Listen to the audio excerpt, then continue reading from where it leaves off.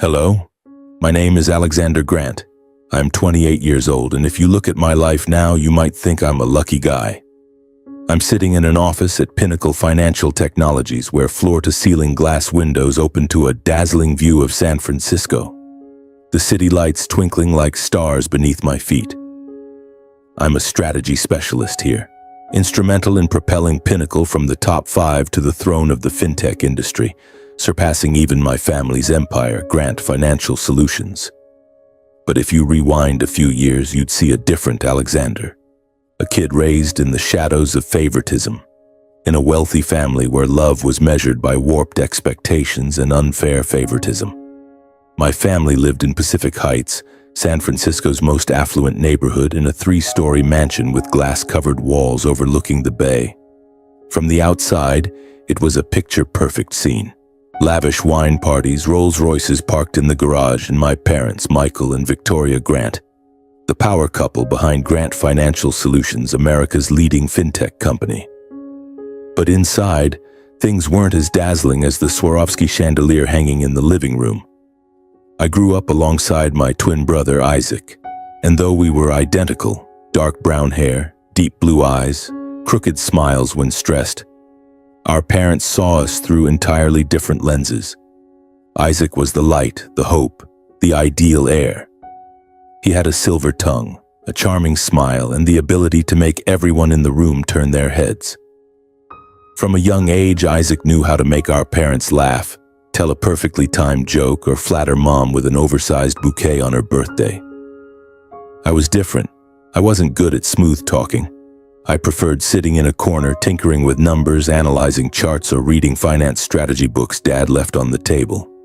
But in my parents' eyes, I was just the smart but dull older brother, someone who lacked leadership qualities. Every time I heard that, it felt like my heart was being squeezed, but I learned to swallow the pain. I vividly remember a Christmas party when I was 15. The mansion was bathed in warm golden lights, the air filled with the scent of fresh pine and gingerbread cookies. Guests, CEOs, investors, partners of Grant Financial Solutions gathered in the living room, wine glasses sparkling in their hands. Dad pulled Isaac up to stand beside him, introducing him as the future star of the company. Isaac, in a bright red sweater and a confident smile, shared a story about convincing a classmate to invest in a mock stock, making the room erupt in laughter. I stood in the corner, holding a glass of apple cider, watching the scene unfold and feeling like an outsider. Mom glanced at me, offering a faint smile. "Alex, why don't you try saying something? Learn from your brother." I mumbled something about a market analysis I'd read, but she only nodded politely before turning away. Dad didn't even bother to look at me. The next day, Isaac received a limited edition Rolex from our parents for winning a school speech competition. I got a gift too, an old finance management book Dad had recycled from his shelf. "This suits you," he said, his voice flat. I smiled, thanked him, but when I got back to my room, I threw the book against the wall. It wasn't about the gift's value, it was the way they looked at me, as if I wasn't worthy of their attention, of the love Isaac received. The favoritism didn't stop at gifts. Isaac accompanied our parents to business events, sat in meetings I only heard about secondhand. At 16, Isaac was given a sports Porsche, while I got a used bicycle and advice to learn to be independent. I didn't hate Isaac. How could I when he was my brother, the only one in the house who'd sneak into my room at midnight to share a Snickers bar? But every time he was praised and pampered, I felt a growing void in my chest. I wondered, what did I do wrong? Why wasn't I good enough? My grandmother Margaret was the only light in those dark days. She lived in Napa Valley in a small house surrounded by sprawling vineyards. Every summer, Isaac and I were sent there, but while Isaac loved running around the garden or playing video games, I preferred sitting with Grandma, listening to her stories. She was a former financial journalist, a fierce woman who built a career in a man's world of suits and ties. "You're like me," she'd say, ruffling my hair. "Smart, patient, but not showy. The fire in you will burn bright, Alex, but it won't be because someone else lit it. You'll do it yourself." On those Napa afternoons, I'd sit on her porch listening to her tales of entrepreneurs who overcame adversity, from Henry Ford to Oprah Winfrey. She gave me books like The Intelligent Investor by Benjamin Graham, and we'd analyze investment strategies together. "People might not see your worth now," she'd say, her eyes blazing. "But real value doesn't need anyone's validation. It's in what you do when no one's watching." Her words were like a small flame smoldering within me, keeping me grounded through the years of being overlooked. In high school, I threw myself into business clubs where I could shine without being compared to Isaac. I led my team to first place in a national financial planning competition, building an investment model that grew a mock company's portfolio by 200% in 6 months. When I brought the trophy home, I hoped my parents would be proud. But Dad only nodded. "Good job, but don't let these things distract you. The company needs leaders, not just number crunchers." Mom, busy reviewing Isaac's speech for a charity event, just said, "Put the trophy on the shelf, Alex, don't clutter the house." I started working part-time at a small fintech startup in San Francisco, where I learned basic coding and market data analysis. Every evening I'd bike home under the streetlights, drenched in sweat but filled with a strange joy. There, no one knew me as Isaac's older brother. They called me Alex, the guy who spotted a bug in the company's payment system, the one who suggested a process optimization that saved thousands of dollars. For the first time, I felt seen. But even that small spark wasn't enough to erase Isaac's shadow. One evening when I was 17, I overheard my parents talking in their study. The door was ajar and Dad's voice came through cold and clear. "Isaac is the future of Grant Financial Solutions. He has charisma, vision. Alex is smart, but just a backup." Mom nodded. "Alex will be fine. He always figures things out." I stood outside the door, my fists clenched until they trembled, my heart pounding like it might burst. Backup. The word carved itself into my mind like a wound that would never heal. I stormed back to my room, slammed the door, and looked in the mirror. Messy hair, tired eyes, but there was a spark in them, the spark Grandma Margaret had spoken of. I told myself, if I'm just a backup, I'll be the best damn backup they've ever seen.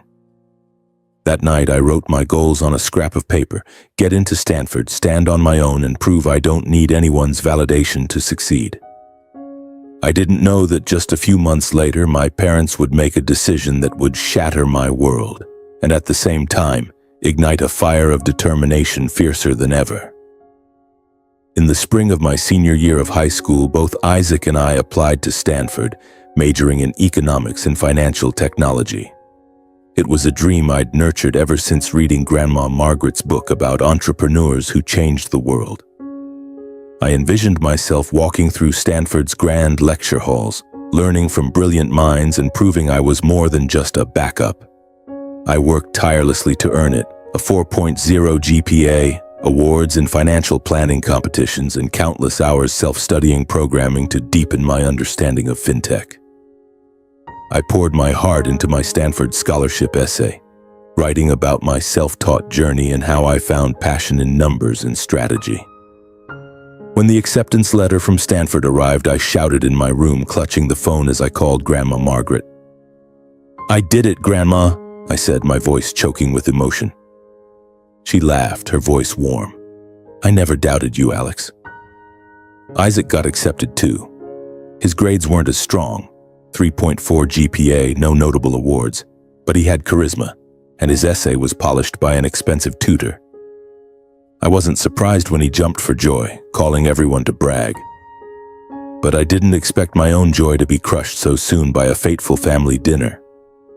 It was a Saturday night, and the Pacific Heights mansion glowed with warm golden light. The polished oak dining table was set with steak and red wine, the kind my parents always chose for special occasions. I sat across from Isaac, forcing a smile as Mom asked about our college plans. I was about to mention the scholarship I'd applied for when Dad raised his hand, signaling silence. "We need to talk about tuition," he said, his tone stern. My heart beat faster. I knew our family was wealthy. Stanford's tuition was pocket change for Grant Financial Solutions. But the way Dad looked at Isaac, then glanced at me with cold eyes, gave me a sinking feeling. "Isaac," Dad began, "your mother and I will cover your full tuition, living expenses, and an apartment near Stanford. You're the future of the company, and we want you to focus on growing into that role." Isaac flashed a radiant smile, nodding eagerly. "Thank you, Mom and Dad. I won't let you down," he said, his voice brimming with excitement. I sat there waiting, hoping Dad would say something about me. But he cleared his throat and turned to me.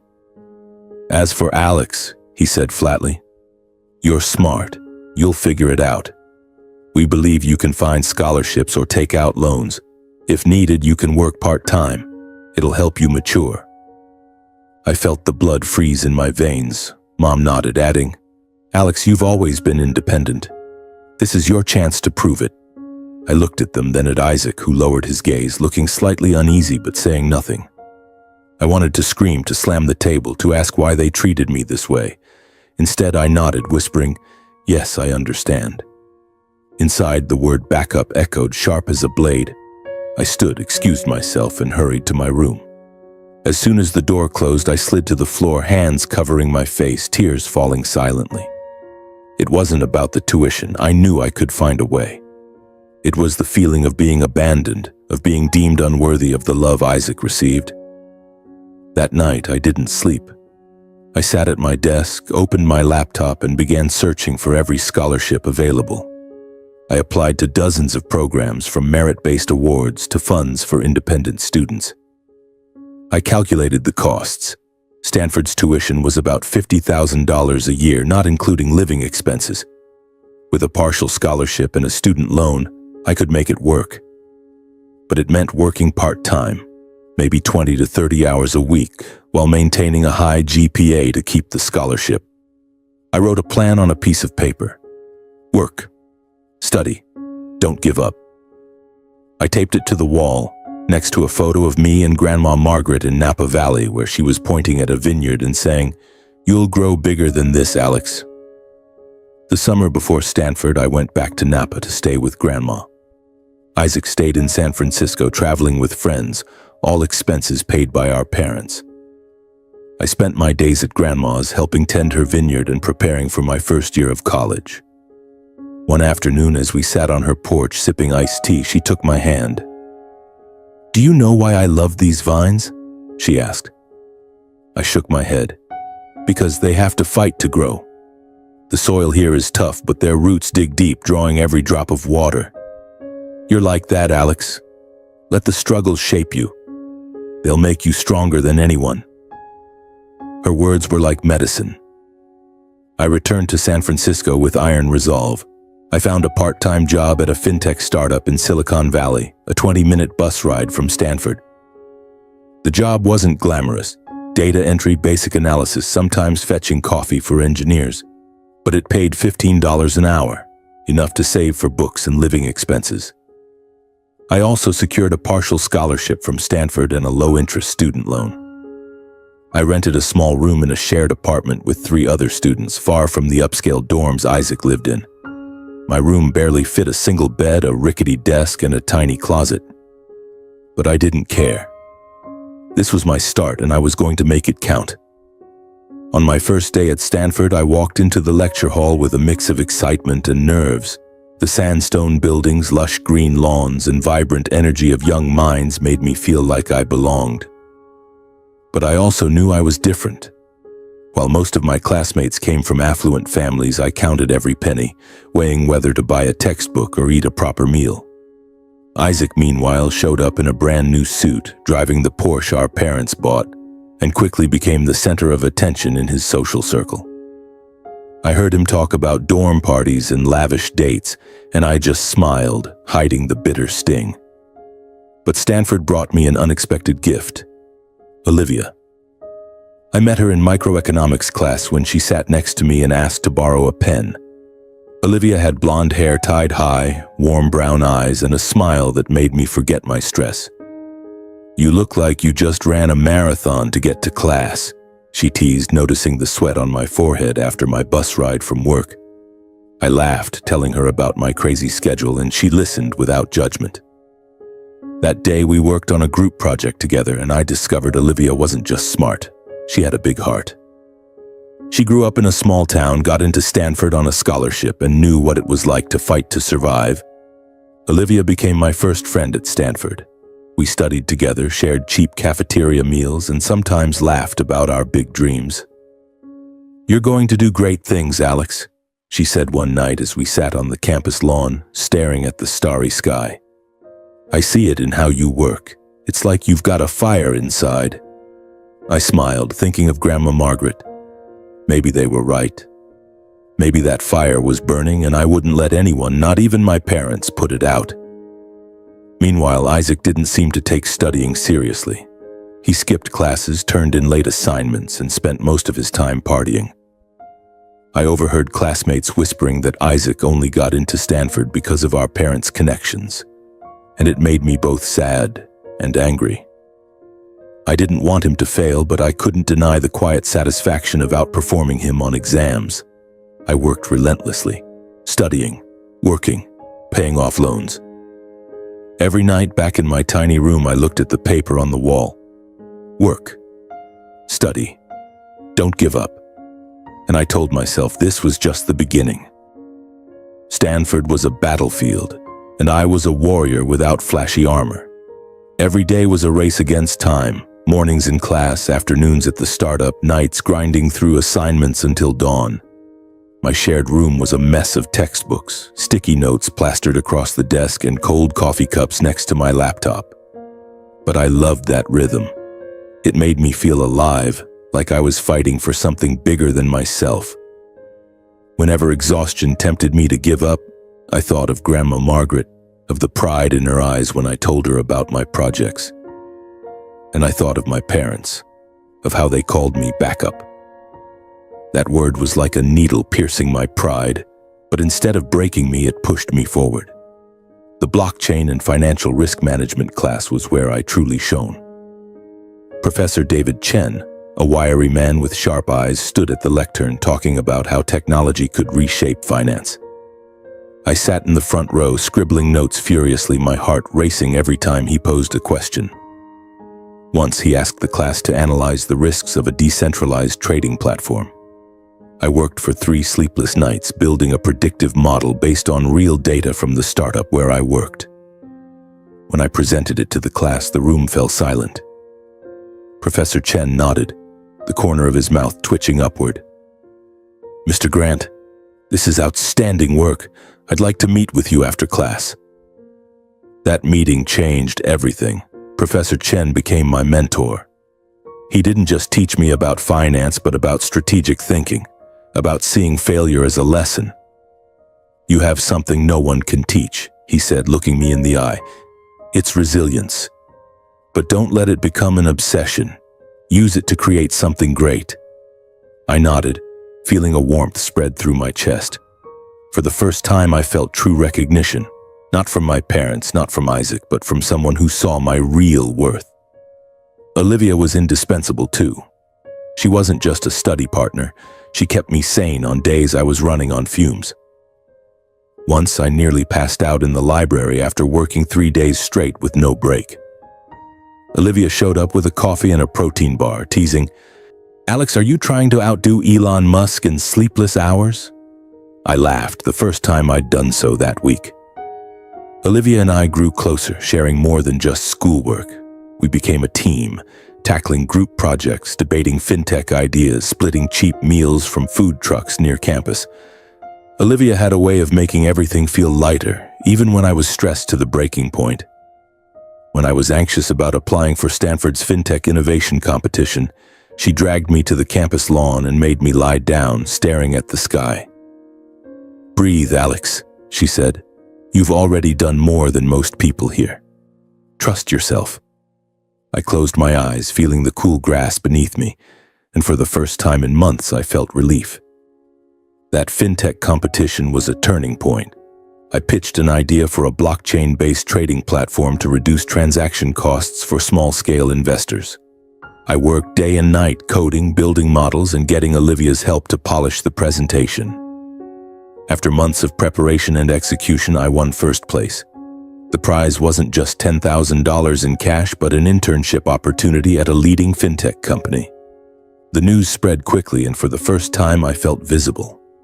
Classmates started seeing me differently, not as Isaac's older brother, but as Alex, the guy who won the fintech competition. Meanwhile, Isaac was spiraling.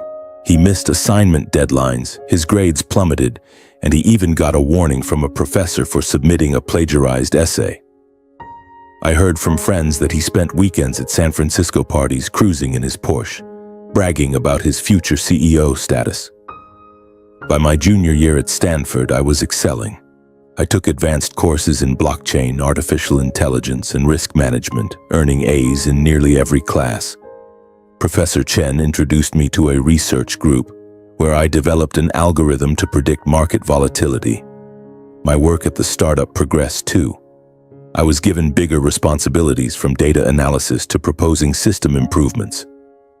Each month, I sent a small portion of my paycheck to chip away at my student loans, and though my wallet was always near empty, I felt free. Free because I was building my own future, relying on no one. But not every day was sunny.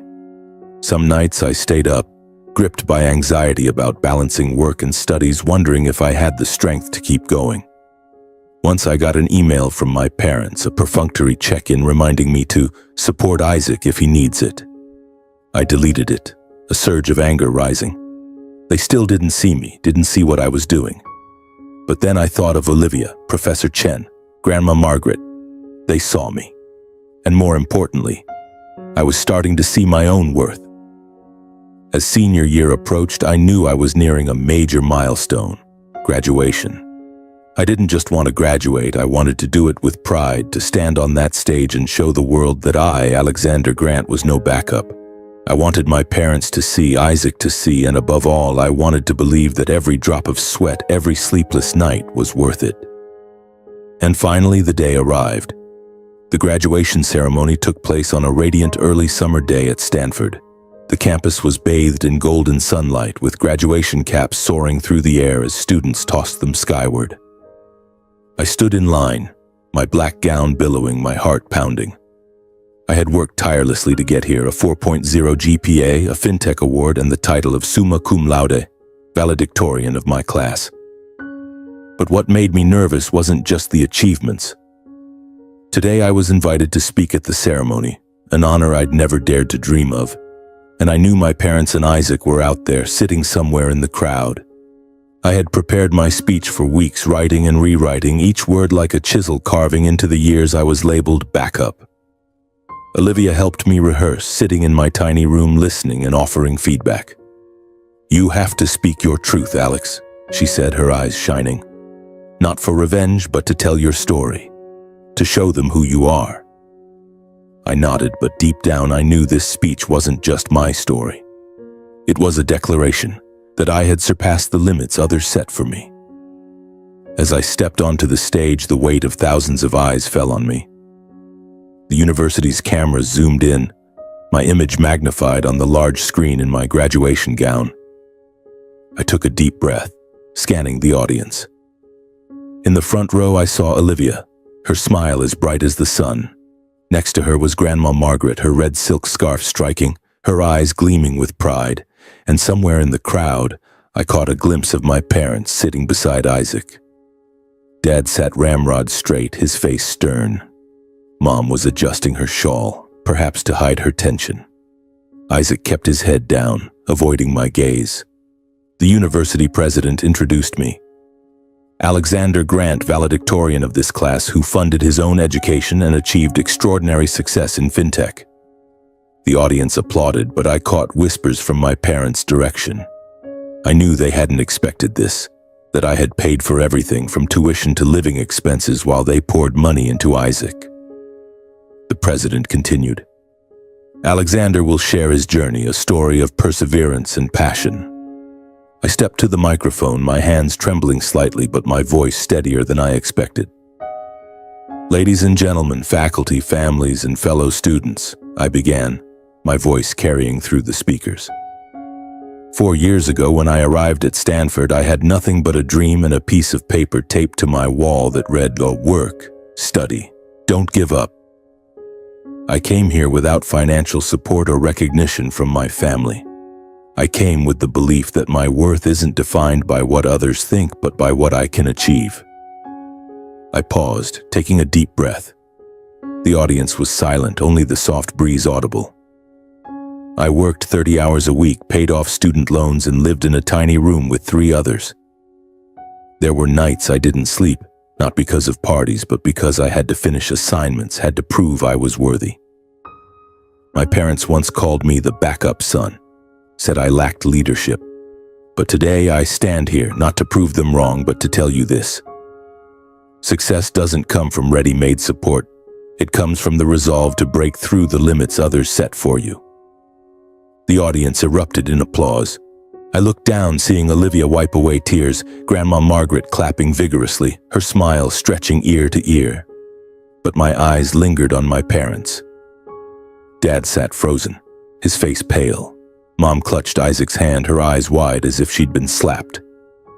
Isaac looked at me, and for the first time in years, his gaze held not his usual confidence, but unease, even shame. I didn't feel glee at their discomfort, but I felt relief, as if a boulder that had weighed on my heart for years had been lifted. As I stepped off the stage, Olivia ran up and hugged me tightly. "You did it, Alex," she whispered, her voice choked with emotion. Grandma Margaret pulled me into a fierce embrace, murmuring, "You're my fire, Alex." I smiled, tears streaming down my face, but this time they weren't from pain. They were tears of release. After the ceremony, I learned Isaac graduated with a 2.8 GPA, barely meeting the requirements for his degree. He wasn't on the honors list, had no awards, no speaking invitation. I didn't see my parents right after the ceremony. They left early without a word. Olivia said she saw Mom wiping tears in the parking lot while Dad drove off silently. I didn't know what they felt, shame, regret, or just anger at the truth being laid bare before hundreds. But I no longer cared. That day I realized I didn't need their validation to feel enough. That evening, Olivia hosted a small party at her apartment. Just me, her, Grandma Margaret, and a few close friends from class. We drank cheap beer, laughed, and sang karaoke late into the night. After everyone left, Olivia and I sat on her balcony gazing at Palo Alto's twinkling lights. "Do you see it, Alex?" she said softly. "You did what no one thought you could. This is just the beginning." I nodded, holding her hand. For the first time, I felt I wasn't just Alexander Grant, the overlooked. I was Alexander Grant, the one who had conquered himself.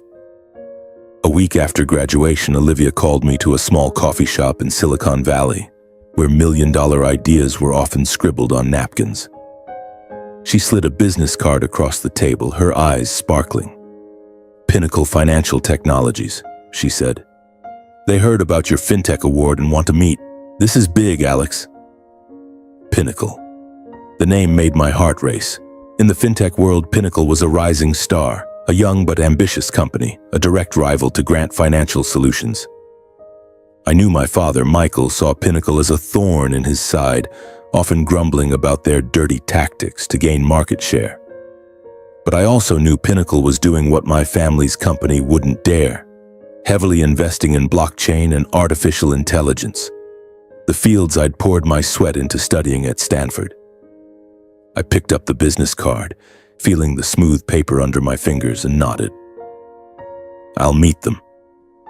The interview at Pinnacle was unlike anything I'd experienced. Their headquarters sat in downtown San Francisco, a sleek glass building with green-covered walls and open spaces flooded with light.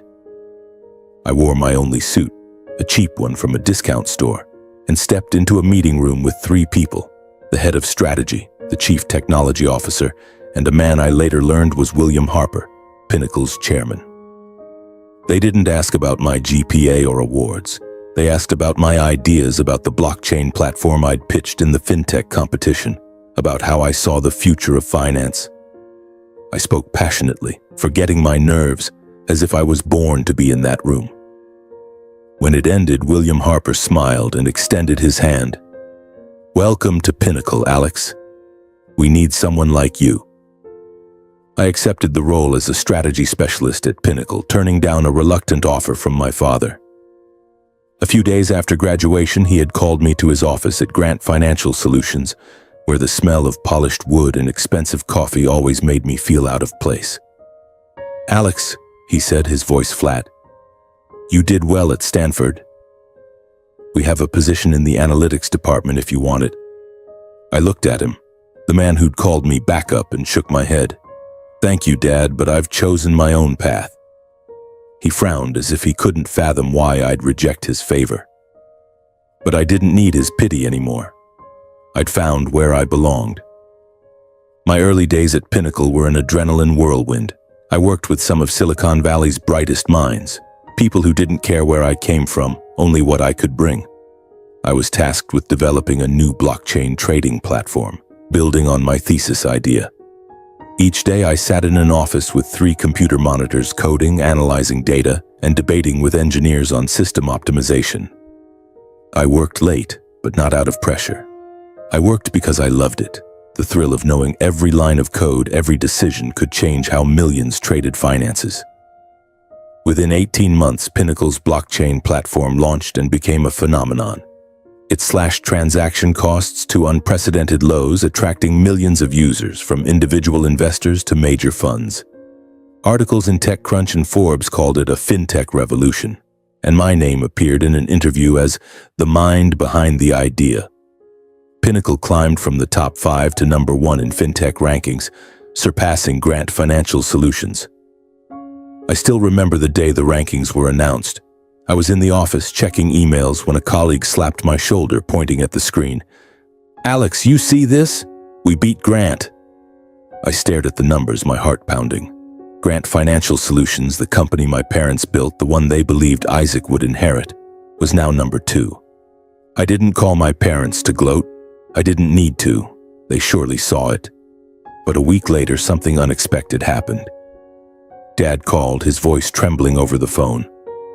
"Alex, we need to talk. The company, it's struggling. We need you." I sat in my small apartment, gazing at San Francisco's lights, a wave of emotions surging. Part of me wanted to laugh at the irony that they only remembered me when their company faltered, but mostly I felt empty. "Dad," I said calmly, "Pinnacle saw my value from the start. Something you never did." I hung up, not waiting for his reply.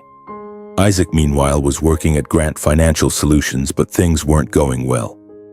I heard he'd been given a managerial role, but lacking discipline and experience, he kept making mistakes. Once, Olivia sent me an article about a minor scandal at Grant, where a project Isaac led failed, costing millions. I didn't feel triumphant. I only felt pity for him for the opportunities he'd squandered. At Pinnacle, I kept pushing forward.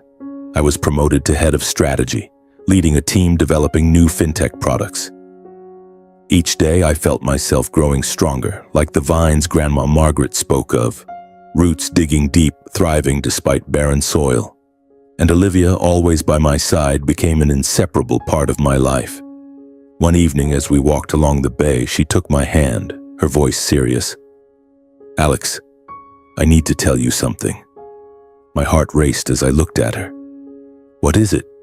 She took a deep breath, then smiled. "I'm William Harper's daughter, the chairman of Pinnacle." Her words hit like a shockwave. I stood frozen, processing. Olivia, my best friend, the one who shared cheap meals, who stood by me, was the daughter of Pinnacle's chairman? A flicker of doubt crossed my mind. Was she using me? Had she approached me to undermine my family's company? But then I looked into her eyes, saw the sincerity there, and remembered every moment we'd shared. Olivia had never done anything but support me. "Why didn't you tell me sooner?" I asked, my voice slightly shaky.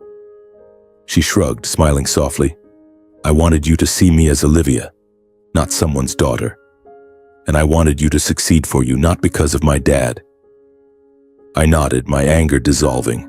Instead, I pulled her into a hug. "Thank you, Olivia," I whispered, "for everything." She smiled, squeezing my hand.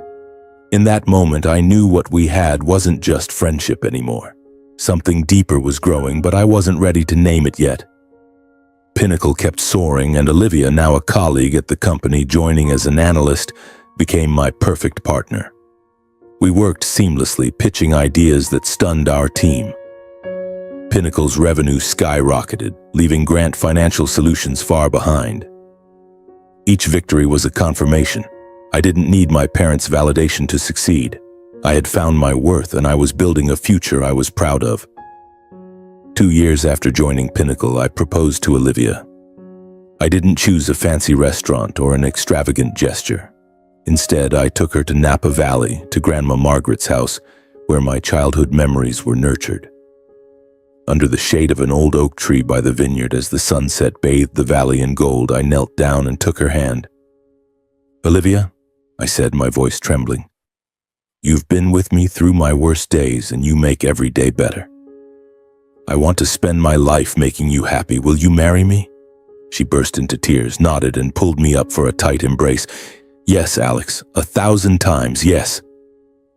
Our wedding took place in Napa, in a stunning vineyard with lush green vines and ripe grape clusters. It was a summer afternoon, the sunlight filtering softly through the trees, casting shimmering patterns on the ground. Olivia wore a simple white wedding dress, her blonde hair flowing freely, beautiful like a dream. I stood there in a tailored suit, the first time I'd splurged on something so luxurious, feeling my heart might burst with happiness. Grandma Margaret, with her signature red silk scarf, sat in the front row wiping tears. William Harper, Olivia's father, clapped me on the shoulder before the ceremony, his voice warm. "You're a good man, Alex. I'm proud to have you as my son-in-law." Professor Chen was there too, offering a rare smile and saying, "You've come a long way, Alexander." I sent invitations to my parents and Isaac, though I wasn't sure they'd come. Part of me hoped they would, not to boast, but to see who I'd become. But as the ceremony began, I didn't see them. Olivia squeezed my hand, whispering, "Don't worry, Alex. Today is about us." I nodded, focusing on her, on this moment. As we exchanged vows, I looked into Olivia's eyes and saw my whole world, a world where I was no longer backup, but loved and valued. The reception was an outdoor feast, with long tables draped in white, lanterns hanging above, and soft jazz music floating through the air. We cut the cake, danced our first dance under the stars, and laughed with friends from Pinnacle. Grandma Margaret shared stories of my childhood, making everyone roar with laughter. William Harper raised a toast, calling me the man who helped make Pinnacle #1. I looked around, seeing the faces of those who cared, Olivia, Grandma Margaret, Professor Chen, my Pinnacle colleagues, and realized this was my true family. Not the one I was born into, but the one I chose. That moment wasn't just about love, it was a declaration. I had surpassed my family's company not just by pushing Pinnacle to the top, but by building a life on my own terms. Olivia being William Harper's daughter only added irony to the story. I hadn't just beaten Grant Financial Solutions in the market, I'd become part of their biggest rival's family, but it wasn't revenge. It was victory. The victory of someone once overlooked, once called backup, now standing tall on his own. After the wedding, Olivia and I returned to work at Pinnacle, where we remained an unstoppable duo. We developed new projects together, from sustainable investment platforms to financial tools for individual users. Pinnacle's revenue soared, leaving Grant Financial Solutions now dropped to third in the industry, far behind.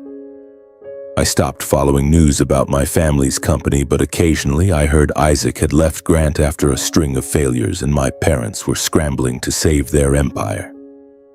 One evening, as Olivia and I sat in our new San Francisco apartment, a cozy place with large windows overlooking the bay, she turned to me and asked, "Do you ever regret not going back to Grant Financial Solutions?"